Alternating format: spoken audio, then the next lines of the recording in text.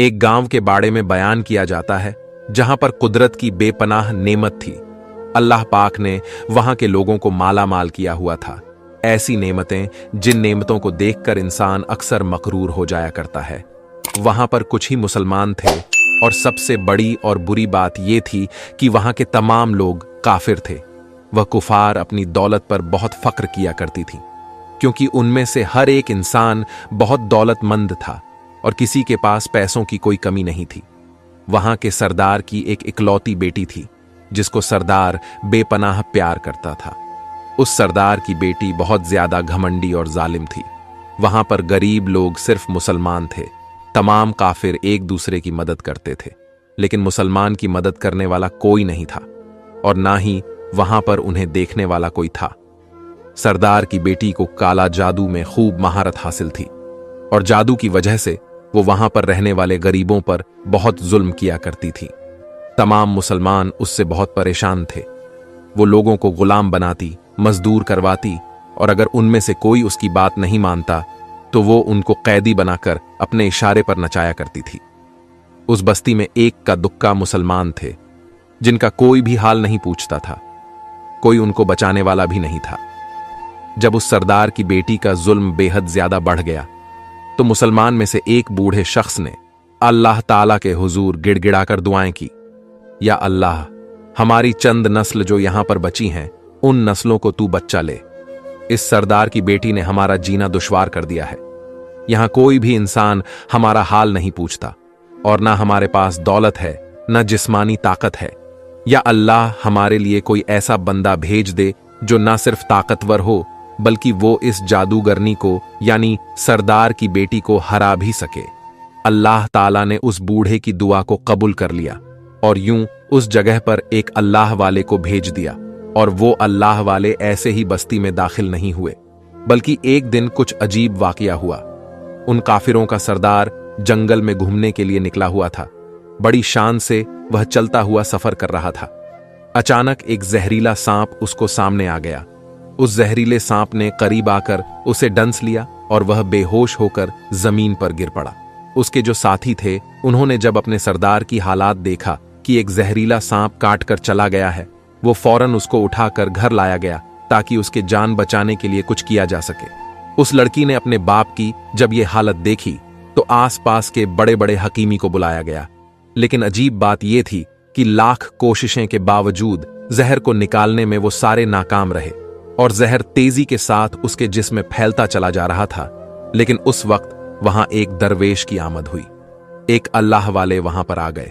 उन्हें तो अल्लाह पाक ने इसी मकसद के तहत वहां भेजा था। उस अल्लाह वाले ने सरदार के घर के पास पहुंचकर दरवाजे को खटखटाया। नौकरों ने पूछा, तुम कौन हो? तुम्हें किससे मिलना है? उस अल्लाह वाले ने कहा, क्या यहां के सरदार को सांप ने डंस लिया है? नौकर कहने लगे, तुम्हें कैसे पता कि उन्हें सांप ने काटा है? तुम तो हमें यहां अजनबी मालूम होते हो। हमने तुम्हें आज तक यहां पर नहीं देखा। उसने कहा, मैं मुसाफिर हूं और मुझे खबर मिली है कि यहां के सरदार को जहरीले सांप ने डंस लिया है और कोई भी उनका इलाज नहीं कर पा रहा है। नौकरों ने कहा, तुम कौन हो? अल्लाह वाले ने कहा, मैं हकीम हूं और मैं उनका इलाज करने की जरूरत से यहां आया हूं।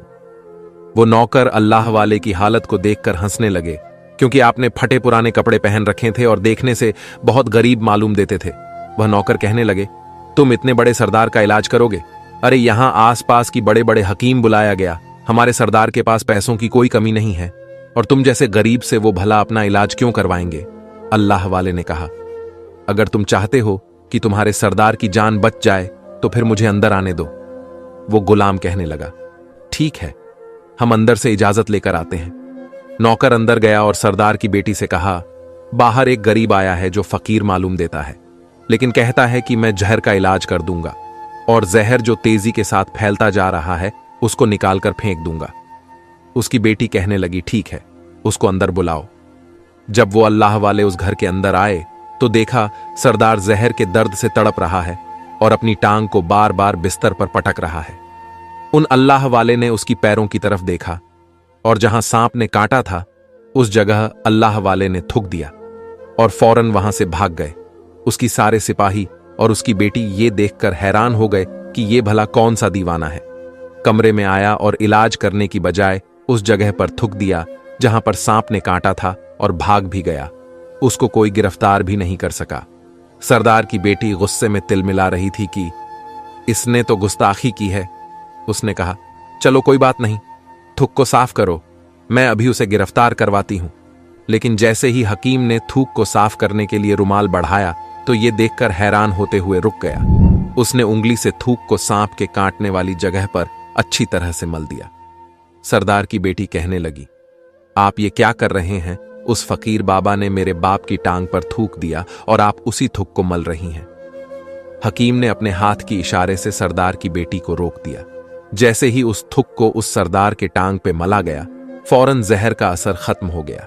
जो टांग काटने के काबिल थी वो टांग बिल्कुल पहले वाली हालात में आ गई और पूरी टांग जो नीली पड़ चुकी थी अब वह असल रंग पर गया।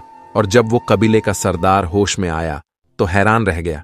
जब उसे बताया गया कि एक फकीर बाबा के थूक की वजह से आप ठीक हुए हैं तो उसने कहा, भाई वो तो हमारे लिए मसीहा है, तुम लोगों ने उन्हें जाने क्यों दिया? जाओ उन्हें मेरे पास लेकर आओ। उन्होंने हम पर बहुत बड़ा एहसान किया, हम उसके एहसान का बदला जरूर चुकाएंगे।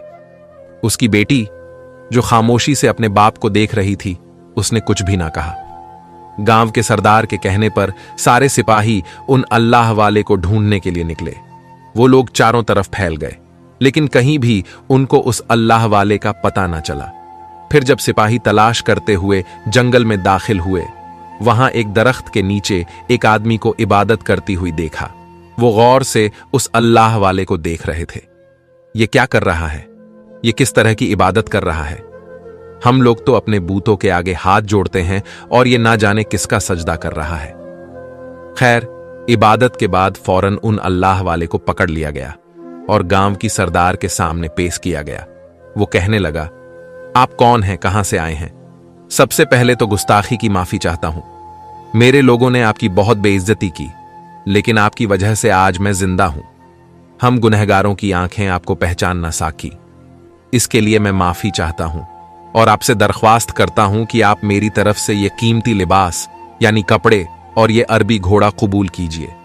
अल्लाह वाले ने मुस्कुराकर उसकी तरफ देखा और कहा, ये घोड़ा और ये लिबास बहुत कीमती हैं। मैं ये लिबास पहनकर इस घोड़े के लिए घास काटूंगा तो क्या अच्छा लगूंगा? गांव के सरदार ने कहा, आप फिक्र ना करें, घोड़े के साथ हम नौकर भी आपको देंगे। अल्लाह वाले ने कहा, इतनी माल लो दौलत और नौकरों के साथ मैं अकेला रहूंगा। गांव का सरदार बोला, हुजूर, आपकी ये बात सुनकर मैं सोच में गुम हो गया हूं, लेकिन ये मेरी बेटी आपके सामने हाजिर है। बेटी हैरत से अपने बाप को देख रही थी कि मेरा बाप क्या कहने वाला है। सरदार ने कहा, मेरी बेटी जिसे आपने देख लिया है, इसकी शादी आपसे कर दी जाएगी, मगर एक शर्त है, आपको अपने मजहब को छोड़ना होगा। मेरे सिपाही ने आपको इबादत करते हुए देखा है। जहां तक हमारी मालूमात है, हम बुतों के आगे सजदा करते हैं, उनकी इबादत करते हैं, और आप जिसके आगे सजदा कर रहे थे वो आपका अल्लाह है, यानी आप मुसलमान हैं, इसीलिए आपको अपना मजहब छोड़ना होगा। क्या आप ऐसा कर सकते हैं? अल्लाह वाले ने कहा, मुझे एक बात बताइए, आप मुझ में सब कुछ देख रहे हैं और आपने मुझे ये दुआ भी दी, मेरा बहुत अच्छे औलादें हों और आपकी नस्ल आपकी बेटी से चले। आप मुझे एक बात बताएं, अगर उन बच्चों में से किसी बच्चे को खुदा ना खास्ता कुछ हो गया तो रोना किसको पड़ेगा? सरदार ने जवाब दिया, अगर खुदा ना खास्ता ऐसा कुछ हुआ तो रोना फिर आपको ही पड़ेगा। अल्लाह वाले ने मुस्कुराकर कहा, अगर ये सब माल लेकर मुझे रोना ही पड़ेगा तो आप अपना घोड़ा, अपनी दौलत, अपनी बेटी, हर चीज अपने पास वापस रख लीजिए। मैं खुश हूं, मैं एक मुसलमान हूं। अगर ये तमाम चीज लेकर मुझे अपना मजहब छोड़ना पड़े तो मैं अपनी जान देकर भी अपने मजहब को नहीं छोड़ूंगा। जिस रब ने मुझे पैदा किया है, क्या उस रब के दिन को छोड़कर आपके पास चला आऊं सिर्फ इन चंद पैसों के लिए? मैं हरगिज ऐसा नहीं कर सकता। और हां, मैं अपनी जिंदगी में बहुत खुश हूं। अल्लाह ने मुझे जिस मकसद के लिए यहां भेजा था, मेरा वो मकसद पूरा हो जाए। गांव की सरदार ने पूछा, आपका क्या मकसद है? अल्लाह वाले ने कहा, यहां के मुसलमान पर जो जुल्म हो रहा है, बस अल्लाह की मदद से उनके लिए यहां आया हूं। ये कहकर वो अल्लाह वाले जाने लगे तो सरदार दरवेश को रुक जाने के लिए कहा और कहने लगा, मैंने माल देकर तुम्हें आजमाया, तुमको हर तरह से जांच और परख लिया, लेकिन तुम अपने मजहब को छोड़ने पर राजी ना हुए। अगर तुम यही सब करने आए थे तो तुम्हें किसी बात का डर नहीं। क्या तुम जानते नहीं हो हम कितने ताकतवर हैं? हमारी बेटी अपनी अमल में इतनी माहिर है कि वो तुम्हें यहां खड़े खड़े अभी के अभी जंगली जानवर भी बना सकती है। अल्लाह वाले ने कहा, इसने जानवर तो कमजोर लोगों को बनाया है, ये मुझे जानवर बनाकर दिखाएं। इससे पहले कि गांव का सरदार अपनी बेटी से कहता कि इस पर वार करो, अल्लाह वाले ने जादूगरनी पर एक ऐसी फूंक मारी कि वो उसी वक्त एक बड़ी सी छिपकली बन गई और वो कुछ भी नहीं कर पा रही थी। वो छिपकली इतनी बड़ी थी कि वहां पर जितने भी इंसान खड़े थे उन सब में सबसे ऊंचा कद उसी का था। वो छिपकली अल्लाह वाले के पास आने लगी और अपना जहर उन पर उगलना चाहती थी, तो उसी वक्त उन्होंने उसके मुंह पर थूक दिया। थूकने की देर थी कि वो जलने लगी। वो थूक क्या था? तेजाब था, जिससे उसका आधा चेहरा पिघल रहा था। उसका चेहरा काला हो रहा था और वो मरने ही वाली थी कि सरदार दौड़ता हुआ आया, उनके कदमों पर गिर पड़ा और माफी मांगने लगा और कहने लगा, हजरत, इस गुस्ताखी के लिए आप मुझे माफ कर दो। मैंने सच में आपको बहुत ही कमजोर समझा और आपकी मजहब से आपको हटाना चाहा। अगर मेरी बेटी ठीक हो जाए तो मैं सच कहता हूं, हम यहां जितने लोग मौजूद हैं, ये पूरी बस्ती, हम सब के सब मुसलमान हो जाएंगे। अल्लाह वाले ने कहा, हम तुम्हें अपने दिन में शामिल करने के लिए ये सब नहीं कर रहे हैं, बल्कि तुम लोग हमारे मुसलमान भाइयों पर जो जुल्म करते हो उसे जुल्म को खत्म करने के लिए हम यहां आए हैं। हमारी दिन में जबर और जुल्म नहीं है। अगर तुम्हारी बेटी इंसान बनकर सुधार जाती है तो इसको इसकी असली हालात में लाने के लिए मैं खुद अल्लाह की बारगाह में दुआ करूंगा। उस सरदार कहने लगा, हाँ हाँ, मेरी बेटी अपनी असली हालात में आ जाएगी तो फिर ये किसी पर जुल्म नहीं करेगी और मैं दिल से अपनी बेटी के लिए आपसे माफी चाहता हूं।